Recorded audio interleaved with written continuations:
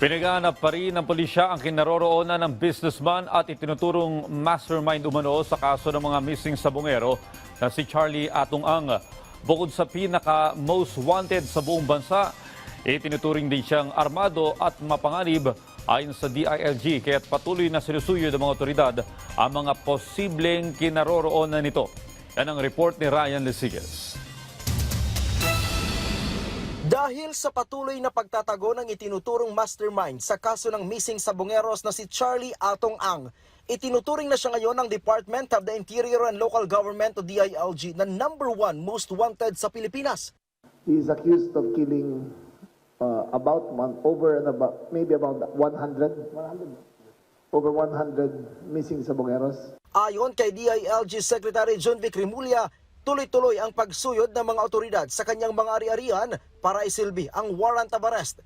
Kabilang sa mga properties na nasuyod na ng Criminal Investigation and Detection Group ay ang mga bahay nito sa Pasig, Mandaluyong, Batangas at Laguna. There are properties, ma'am, na minomonitor namin. Some are under his name, some are not.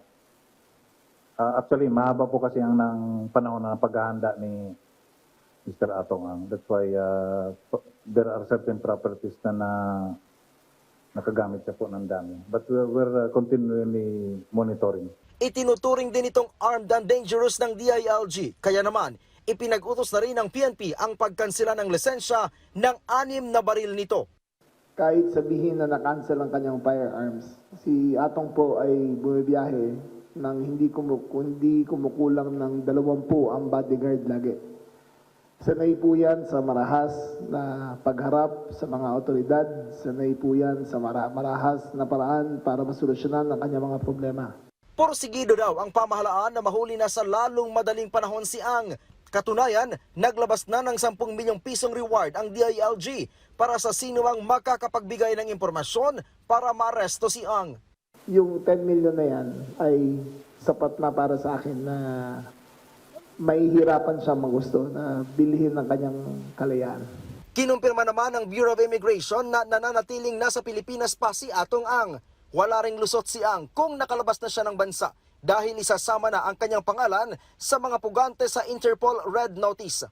Sa pag-check po namin, wala naman po siyang recent na departure sa aming record. So, dapat nandito po siya. Si Ang ay may kinakaharap na kasong kidnapping with homicide and serious illegal detention kaugnay sa pagkawala ng nasa 34 na mga sabongero noong pang 2021 hanggang 2022.